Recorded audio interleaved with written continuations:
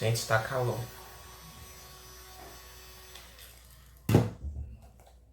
Este é meu ventiladorzinho porque eu não posso ligar o meu ventilador normal. Eu não sou rico, não tenho ar-condicionado para gravar vídeos, né? Então, não posso ligar porque meu microfone é tão bom que ele pega muito bem esse ventilador. Então, enfim. Mas hoje, como vocês viram no título do vídeo, vamos falar sobre este cara. Sim, vamos falar sobre Dostoiévski. Vou tacar pau em Dostoiévski. Apaixonei. Vou falar sobre esse cara sim. Então se prepare. Então, vinheta.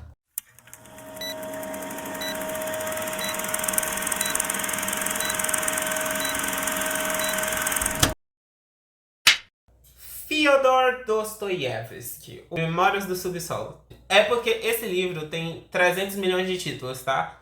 E assim, não me julguem, eu esqueço, porque tem vários títulos. Ai, gente, tô sentindo calor, hein?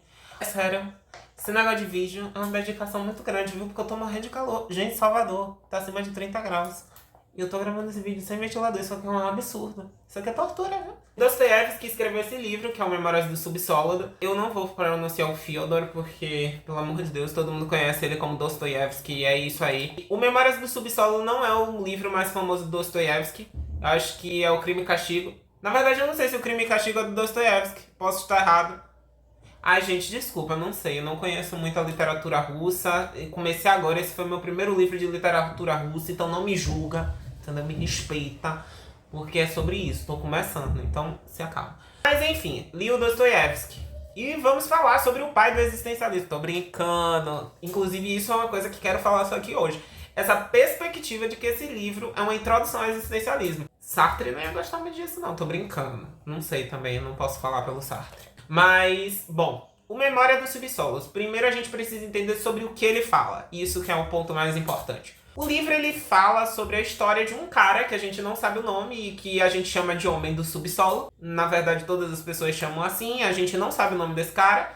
E basicamente esse cara é o Bukowski, referências. Ele era um cara bem ferrado. A gente não sabe por quê, mas ele é ferrado. Ele tem uns problemas psicológicos bem sérios. E o livro se divide em duas partes. A primeira parte é um monólogo do cara, basicamente. É como se ele estivesse conversando com a gente, o leitor. E ele vai extraindo, não sei se é a palavra, mas meio que fazendo uma consulta. É como se ele estivesse num divã conversando com a gente fosse psiquiatra ou psicólogo. Nesse caso aqui, psiquiatra. A gente fosse psiquiatra dele. O segundo capítulo já é num contexto mais romance, tradicional, de uma história contada, com início, com tramas e coisas, enfim, porque começa a entrar outras personas. Não que na primeira parte não entre outras personas, porque quando a gente vai contar sobre a nossa vida, a gente sempre traz outras pessoas, né? Então ele faz isso aqui também, mas na segunda parte é muito mais direto, a gente vai ser apresentado a outros seres. Diferente da primeira parte, que é bem vibe monólogo mesmo. Porque o Dostoiévski, ele é incrível. Entendeu? Esse cara aqui é um escritor de primeira. Entendam isso. Peraí. O Dostoiévski é um escritor de primeira. O cara é um bom escritor, gente. Ele é muito bom. A escrita do Dostoiévski é muito clara. Ela não é uma escrita difícil, ela não é uma escrita complexa. O objetivo do Dostoiévski não é fazer você não entender ele. O objetivo dele é fazer um livro entendível e é muito bom. Eu acho que também a tradução foi muito boa. Isso é óbvio que eu não tô vendo a escrita direta do Dostoiévski, porque eu não tô lendo em russo. Eu tô vendo a tradução que é do... Gente, eu não vou lembrar. Eu boto aí no vídeo. Vai aparecer aqui na tela. A tradução é muito boa porque ela é direto do russo. A Penguin Company, ela é muito famosa pelos livros dela. Os livros dela têm muita qualidade. Assim como a editora 44, 43, eu não lembro, que é a outra versão do Dostoiévski. Inclusive eu tenho uma versão do Tolstói dessa editora. Editora 44, se não me engano. Eu não conheço muito de editora, gente, tá? Desculpa, não sou do mercado literário, gente. Eu faço exatas. E vamos agora falar sobre o Homem do Subsolo, porque é importante, então deixa eu só tomar mais um azinho. Gente, eu não vou falar sobre capítulo por capítulo, porque além das duas partes que o livro tem, cada parte é dividida em não sei quantos capítulos. Se eu não me engano, o primeiro tem 10. Eu não vou falar capítulo por capítulo, porque eu não acho necessário, eu não acho que esse é o propósito da resenha. Até porque eu quero que vocês leiam. Eu não vou contar sobre o livro, nem vou dar spoilers do livro. Eu vou falar observações minhas sobre o livro. É muito mais interessante, eu acho que faz mais sentido para a narrativa aqui do vídeo. Mas vamos falar sobre o cara, o Homem do Subsolo. Isso que é importante. O Homem do Subsolo, ele é uma complexidade por natureza. Ele é um ser muito complexo. E você vai ver que na primeira parte ele traz esse monólogo de o quão complexo ele é. Não porque ele é um ser dificultoso, diferente, que você não encontra em nenhum lugar. Não. É por ele justamente ser um pouco de todos nós, é que ele se torna complexo. Porque você percebe que ele não se conhece, mas acha que sim. Mas ao mesmo tempo ele não acha. E é muito louco porque ele é meio esquizofrênico, assim, uma coisa assim meio...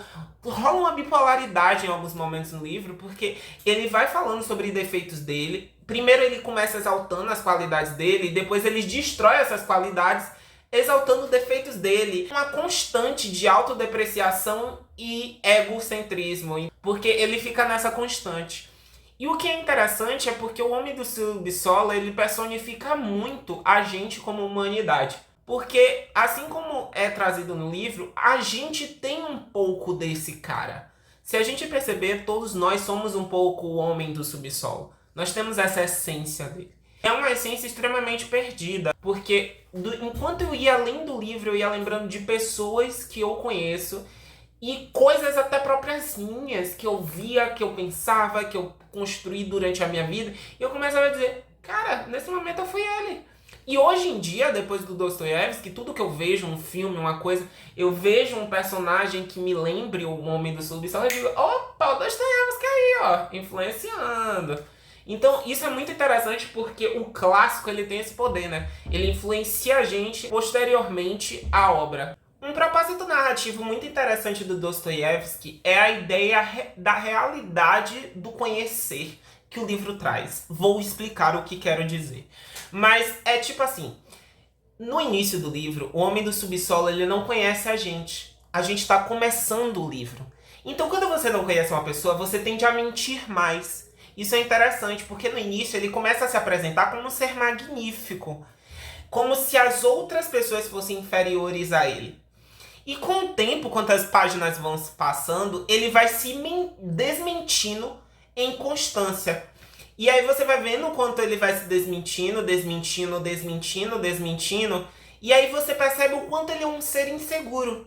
Todo aquele ser com ego, que se sentia superior às outras pessoas, na verdade nem se sente assim. E sabe o quão patético é. Isso é muito louco, porque isso me lembra uma coisa meio adolescente. Quando a gente tem um ego muito inflado, uma coisa muito viril, a gente acha que sabe tudo, mas aí a gente vai percebendo que a gente sabe nada, sabe? Sou um pouco assim, inclusive eu marco isso.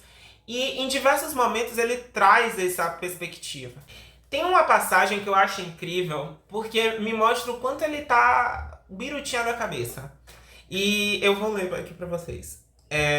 Sou culpado, em primeiro lugar, porque sou mais inteligente do que todos que me rodeiam. Eu sempre me considerei mais inteligente do que todos que me rodeiam. E às vezes, acreditam? Até disso eu tinha vergonha. E essa parte que eu acho engraçado é porque a todo momento o Homem do Subsolo, ele traz esse sentimento de procurar a nossa aprovação. Mesmo que ele não veja e ele não saiba o que a gente vai responder durante a dissertação dele sobre si próprio, ele sempre busca essa aprovação da gente. Porque perceba, ele fala que ele é mais inteligente do que os outros e dá a ideia da gente de que ele sabe disso e ele tem certeza que ele é. Mas aí ele vem com acreditam?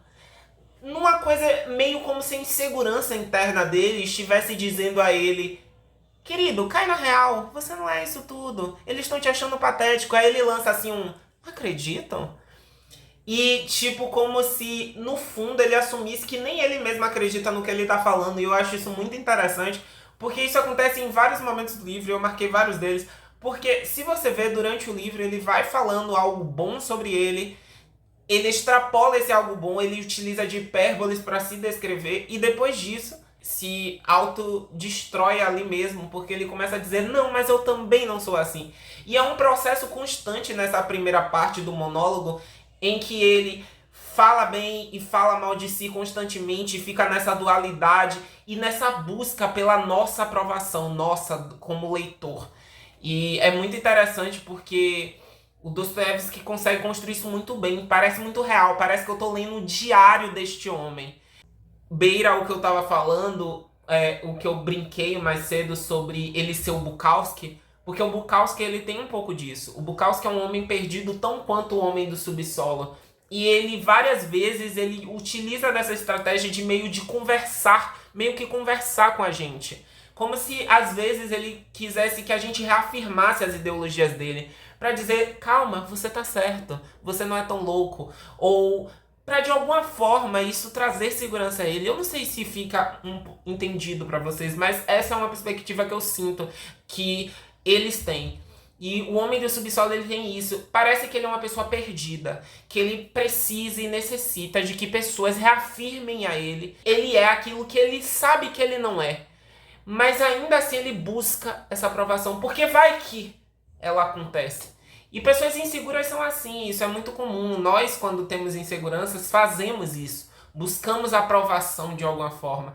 Isso é muito interessante porque o Homem do Subsolo ele se mostra muito humano no primeiro capítulo. Apesar de ser repugnante e cansativo, esse homem reclamando constantemente de si próprio e entrando nessas coisas, nessas constantes introspecções dele, é interessante porque a gente vai vendo essa perspectiva e em alguns momentos eu senti a dó dele porque eu vi o quão perdido ele estava. Em uma página mesmo você já consegue perceber. Existem momentos em que em uma página ele se elogia, depois ele se autodeprecia e depois você percebe, ele mostra a realidade de fato e você percebe o quanto ele é pequeno na sociedade, mas ele tenta pensar que ele é grande, mas ele no fundo nem acredita nisso que ele está tentando fazer. Então é muito interessante, porque você cria meio que um laço de dó e pena, mas ao mesmo tempo de desprezo. Quando vamos para a segunda parte, a gente parte para uma perspectiva um pouco menos pessoal, mesmo que ainda ela seja contada em primeira pessoa. Então, óbvio, estamos vendo a perspectiva do Homem do Subsolo, então há uma deturpação dos fatos. Porém, é interessante é que ali ele não consegue esconder tanto essa sua mediocridade. E em vários momentos, quando ele demonstra esse seu ego inflado e toda essa coisa, tanto sobre o mundo quanto sobre as pessoas que estão ali ao redor dele e que são apresentadas a gente na segunda parte, a gente consegue perceber que ainda assim ele é aquele ser medíocre que a gente conheceu no primeiro capítulo e que a gente já tá vacinado que não é tão real assim. E nesse momento, o Memórias do Subsolo me lembrou o Memórias Póstumas de Brás Cubas. Porque o Brás Cubas, ele tem essa mesma perspectiva. Ele é um ser podre, ele é um ser humano insuportável, mas ele manipula a gente durante todo o livro pra gente meio que criar algum tipo de afeto com ele. Eu acho que o Homem do Subsolo não se encaixa tanto no Brás Cubas, porque no caso, no Memórias Póstumas, o Brás Cubas ele é muito mais manipulador do que o Homem do Subsolo. Eu acho que o Homem do Subsolo ele acha que pode, de alguma forma, estar nos enganando, mas no fundo ele não engana. É perceptível quão medíocre esse ser humano é. O que é interessante é que é importante também a gente ter cuidado. Porque vendo essa mediocridade desse ser aqui que se descreve, acaba fazendo com que a gente crie a ideia de superioridade em nós mesmos. E aí meio que a gente se torna o Homem do Subsolo implicitamente enquanto lê e julga este cara. Então é muito legal, porque o Dostoiévski brinca com a própria definição dele do Homem do Subsolo com a gente leitor. E isso é muito legal porque eu não sei se foi a intenção do Dostoiévski, eu não sentei para conversar com ele, eu não li estudos sobre ele, enfim. Mas eu percebi isso enquanto eu lia. Porque eu julgava tanto ele, às vezes, em alguns momentos, que eu me percebia o Homem do Subsolo. Eu me sentia de alguma forma superior a ele. E isso é uma perspectiva comum e humana.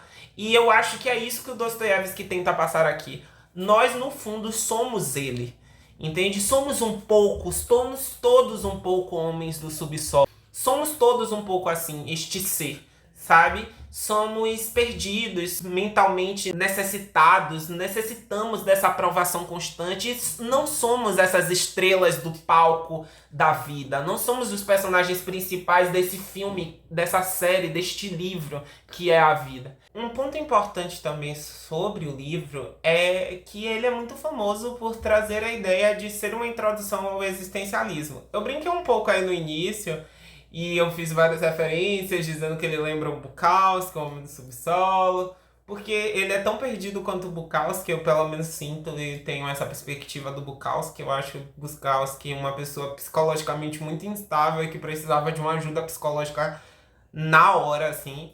Mas enfim, isso é papo por outro momento. Vamos ler Bukowski esse ano, então a gente pode falar um pouco mais sobre ele no vídeo. Sobre a ideia de O Homem do Subsolo ser uma introdução ao existencialismo, eu ainda não consigo vê-la. Eu entendo o porquê das pessoas pensarem isso, mas eu não sei se esse livro deveria ser escolhido para isso.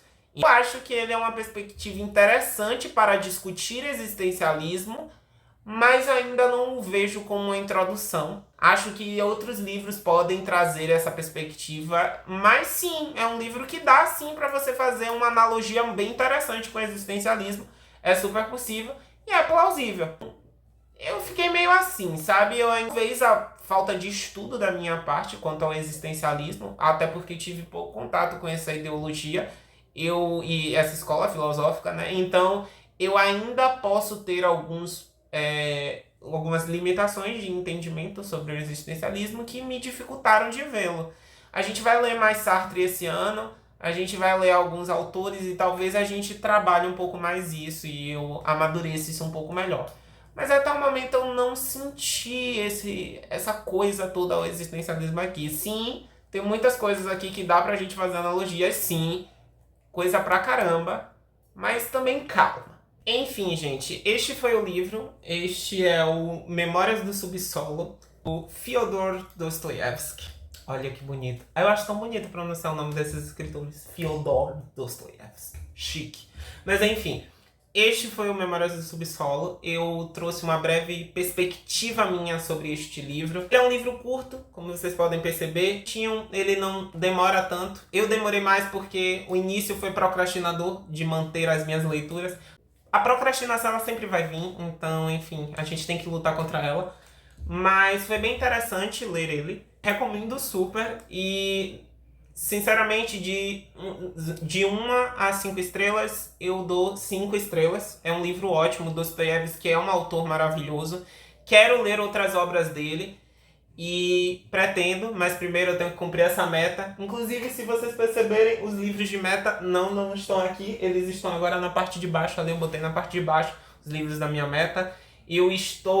Completei minha primeira meta, eu disse que eu ia trazer, enquanto eu leio, eu trago todas as resenhas dos meus livros, então está aqui a primeira resenha do ano e espero que muitas outras venham. É isso, eu espero que vocês tenham gostado. Se vocês gostaram, deixa um like. Estou morrendo de calor, pera aí rapidinho, ventiladorzinho. Socorro! Mas enfim, gente, se vocês gostaram, deixa um like, se inscreve, clica no sininho para sempre receber notificações. Compartilhe o vídeo com quem você quer mostrar. Esse livro é legal. Ele leu o livro que você leu. Realmente você concorda com ele? Me deem a opinião se vocês já leram o livro. O que vocês acharam do livro. Eu adoraria ver a opinião. Até porque minha opinião não é imparcial ou, enfim, a verdadeira.